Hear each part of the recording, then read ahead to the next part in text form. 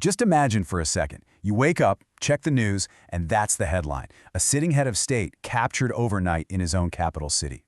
Well, on January 3rd, 2026, that wasn't some movie plot. It was the reality in Venezuela.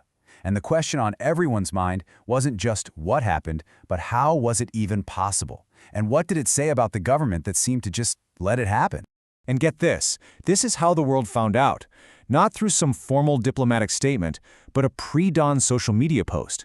No warning, no build-up, just a total bombshell that confirmed a military operation of, well, staggering audacity.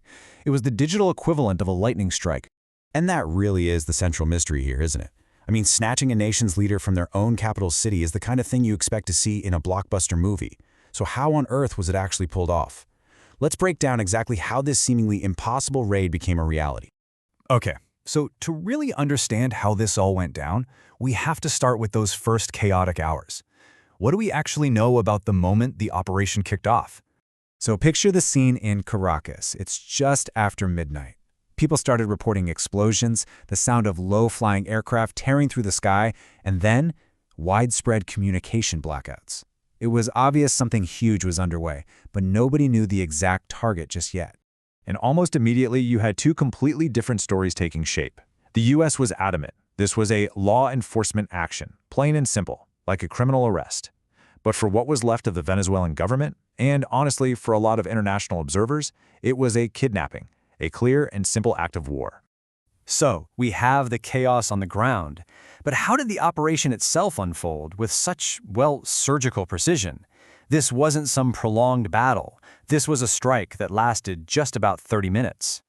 The speed of this is it's incredible. Take a look at this timeline. From the moment the go order was given to having both detainees offshore, the entire operation took less than 5 hours. And the really critical part, the raid on the compound itself, was over in about 30 minutes. That is just lightning fast. So how in the world do you pull off a 30-minute raid? Well, you use a classic three-phase attack. First, suppression. Those explosions people heard? That was U.S. forces basically blinding and deafening the regime, taking out its air defense and command centers.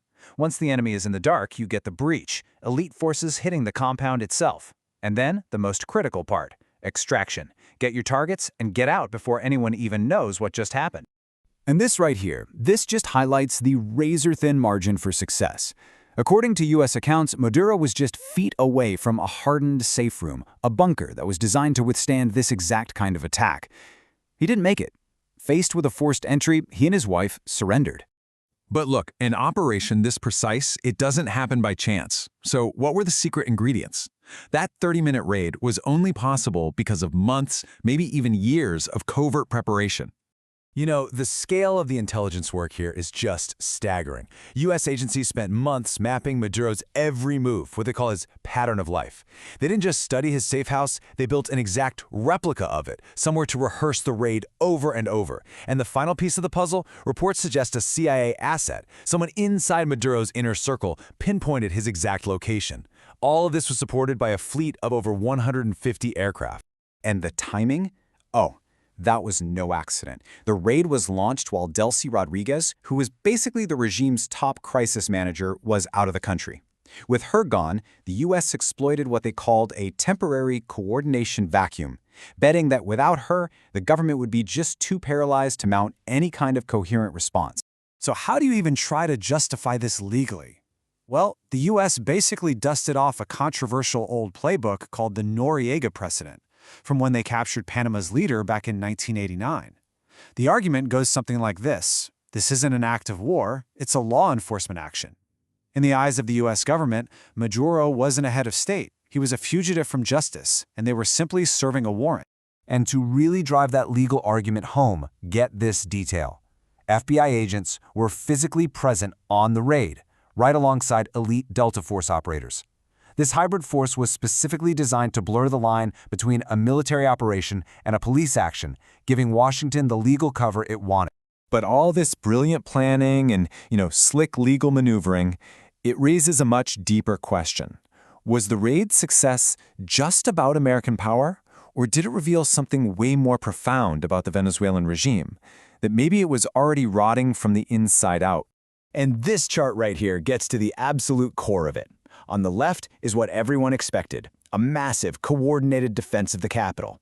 But on the right is what actually happened. Silence, confusion, fragmentation. The dog, as they say, didn't bark. And when you start looking at all the signals, a pretty clear pattern emerges. The VP was abroad, creating that leadership vacuum. The expensive air defense system was totally silent, suggesting a complete command failure.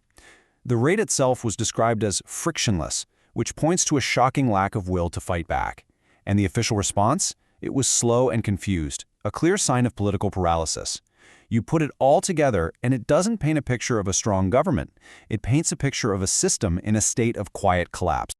So ultimately, the biggest takeaway for so many observers wasn't just about how well the raid was executed, it was about what the lack of resistance revealed. That the Maduro regime might not have been a coherent, functioning government at all, but a hollowed-out structure that was just ready to implode. Which leads us to the most important question of all. With Maduro gone, what happens to Venezuela? What does the future possibly hold for a nation that's now in total turmoil? In the immediate hours and days after the raid, the situation on the ground in Caracas wasn't a total state collapse, but one of just deep, deep confusion. A massive political vacuum opened up, and nobody was certain who was actually in charge anymore. Right now, analysts see a few likely paths forward. One is that senior figures from the old regime form some kind of temporary government to try and negotiate their own survival. Another path is that international pressure forces quick elections. Or, and this is the most dangerous one, you could see an internal power struggle break out between the different factions of the ruling party, basically fighting for the scraps.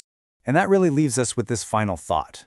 Was January 3rd simply the day a leader was captured by a foreign power? Or was it the day we all witnessed the quiet, sudden implosion of a political era that had ruled Venezuela for a quarter of a century, revealing a structure that had already rotted away from the inside? That's the question that's going to define everything that comes next.